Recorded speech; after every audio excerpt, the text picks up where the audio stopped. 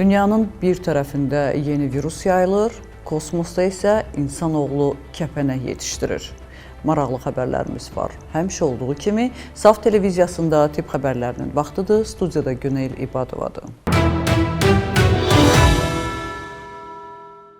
Ümumdünya Səhiyyə Təşkilatı yeni virusun yayılmağı ilə bağlı məlumatları təsdiqlədi. Bu dəfə vəziyyət Çində yox, Hindistanda gərginləşməyə başlayıb. Ümid eləyək ki, nəticələri pandemiya olmaz.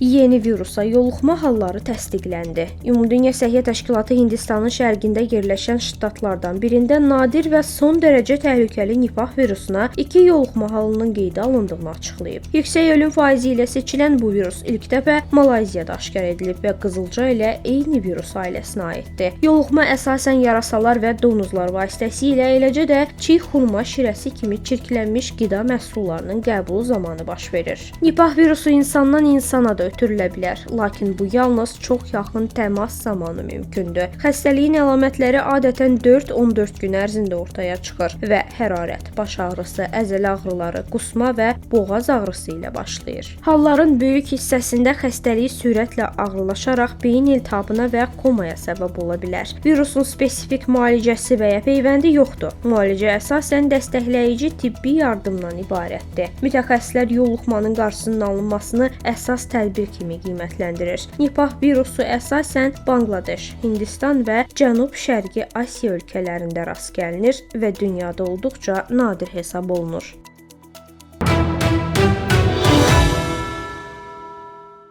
Hər il 7 milyon xərçəng xəstəsi sağala bilər və bu xəstəliyin insan həyatını sonlandırması ilə bağlı nəticəni qabaqlayar.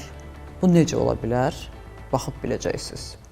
Hər il 7 milyon xərçəng xəstəsi sağala bilər. Ümumdünya Səhiyyə Təşkilatının yeni hesabatına görə dünyada hər il təxminən 7 milyon xərçəng halının qarşısını almaq mümkündür. Qlobal təhlil göstərir ki, xərçəng hallarının 37% infeksiyalar, qeyri-sağlam həyat tərzi və ətraf mühitin çirklənməsi ilə bağlıdır və bunlar qarşısı alına bilən risklərdir. Araşdırmaya əsasən siqaret çəkmək, alkoqol istifadəsi, piyələnmə, fiziki passivlik, ultrabənövşəyi şüalanma və hava çirklənməsi xərçəng riskini əhəmiyyətli dərəcədə artırır. Bundan əlavə, insan immun çaşmazlığı virusu, hepatit virusları və Helicobacter pylori kimi infeksiyalar da xərçəngin əsas səbəbləri sırasındadır. 2022-ci ilin məlumatlarına görə dünyada 18 milyondan çox xərçəng halının əsas səbəbləri siqaret, infeksiyalar və alkoqoldur. Kişilərdə xərçəngin 45%, qadınlarda isə 30% qarşısı alına bilər. Hesabatda vurğulanır ki, xərçənglə mübarizə tədbirləri ölkə və regionlara uyğun şəkildə aparılmalıdır. Bəlkə də siz heç nə bilmirsiniz, amma burnunuz hər şeyi bilir. Maraqlı amma qəribə xəbərdir. Birlikdə izləyək və nəyə görə bəzi insanların viruslara qarşı zəif, digərlərinin isə güclü olmağını biləcək.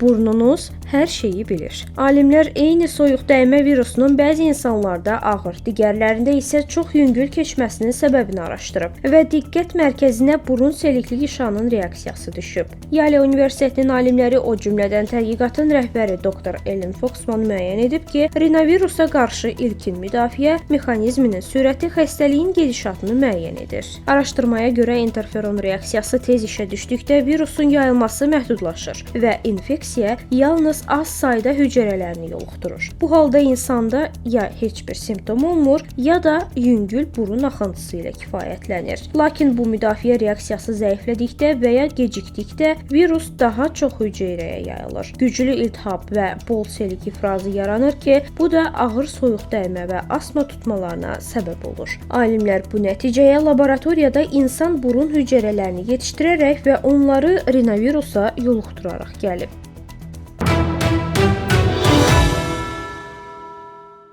HIV-ə qarşı peyvənd hazırdır. Artıq illərlə bu xəstəlikdən müalicə almağa ehtiyac qalmayacaq, mütəxəssislər iddia edir. HIV-ə qarşı tez təsir göstərən peyvənd hazırlandı. Amerika Birləşmiş Ştatında alimlər insan immun çatışmazlığı virusunu ilk dozadan sonra neytrallaşdıra bilən peyvənd prototipi hazırlayıb. Wistar İnstitutunun molekulyar bioloqları tərəfindən yaradılan bu peyvənd primatlar üzərində aparılan sınaqlarda uğurlu nəticə göstərib. Məlumata görə peyvənd ilk dəfə tətbiq edildikdən sonra immun sistemində nəzərə çarpan neytrallaşdırıcı anticism reaksiyası müşahidə olunub ki, bu da insan immun çatışmazlığı peyvəndləri sahəsində indiyədək qeydə alınmış nailiyyətdir. Tədqiqatçılar bildirib ki, adətən mövcud HIV peyvəndləri yalnız 7-10 dozadan sonra effekt göstərir. Yəni hazırlanmış Win332 adlı immunogen isə ilk dozadan 3 həftə sonra primatların orqanizmində müxtəlif HIV ştamlarını neytrallaşdıra bilən anticismlər formalaşıb. İkinci dozadan sonra isə bu anticismlərin miqdarı əhəmiyyətli dərəcədə artıb. Alimlər bu nəticələrin gələcəkdə insanlarda HIV-ə qarşı effektiv və daha rahat tətbiq olunan peyvəndin hazırlanmasına ümid yaratdığını vurğulayır.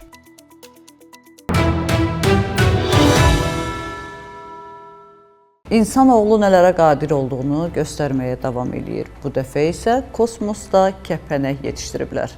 Təbii ki, yaponlar. Baxaq.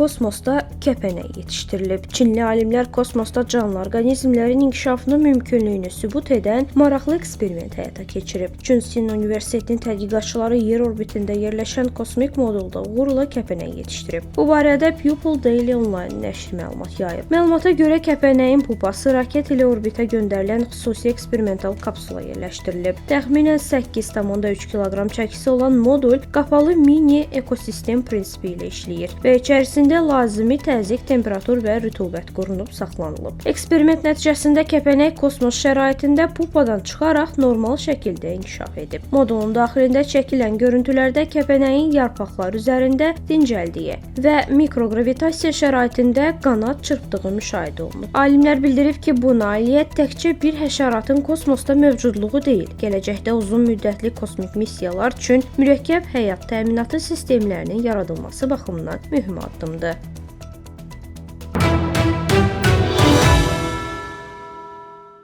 Bugün olan səhiyyə xəbərlərimiz bu qədər. Dünyada və ölkədə baş verən ən vacib tip xəbərlərini Saf televiziyasında izləyin. Unutmayın, bilmək hər zaman bir addım öndə olmaq deməkdir. Özünüzü də, doğmalarınızı da qoruyun. Sağ olun, salamat qalın.